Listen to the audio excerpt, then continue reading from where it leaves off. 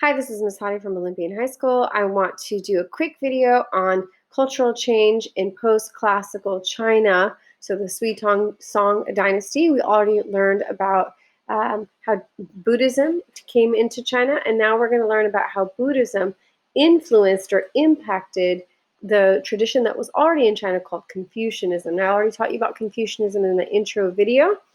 One of the things that you just learned, and I've got the lecture on the left and the book on the right, was that the later Song Dynasty started to persecute Buddhists, and that didn't eliminate or eradicate Buddhism completely. Buddhism continued to enjoy popular support, meaning people continued to practice it. And so you might have a question of, okay, how did the Song Dynasty, which is the one that follows the Tang, how did the Song Dynasty act towards Buddhism and towards Neo-Confucianism? And you can see both in the lecture and in the book, this paragraph will describe it at more length, that the Song emperors did not persecute Buddhists as the Tang Dynasty did, but they did help to reinforce Confucian traditions by paying for, that's sponsoring, for the studies of things like the studies of Confucian scholars, for the printing of Confucian writings. And so there's obvious favoritism, but it's not the same degree of persecution, for example, as they don't persecute. So it's not the same degree of hostility, let's say, towards Buddhism that the Tang Dynasty had. Okay, this next bullet, Neo-Confucians were influenced by Buddhist thought, and here you can see the marginal note Confucians in Buddhism, and it's going to tell you that earlier Confucians really stayed away from things like metaphysics, what happens to us when we die, the nature of our soul. They focused more on issues of politics, issues of morality, what's right and wrong, ethics. They were more concerned with trying to make a government that functioned and that worked and that was effective, with making junzi.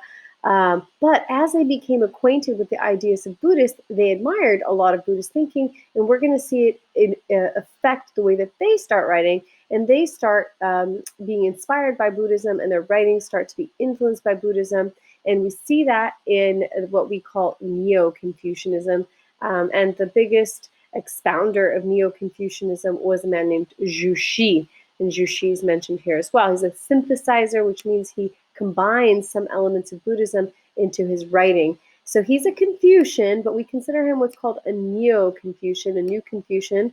And he was writing, of course, during the Tang Dynasty. So you need to remember him. I don't know what might help you memorize his name, but he writes a book called Family Rituals.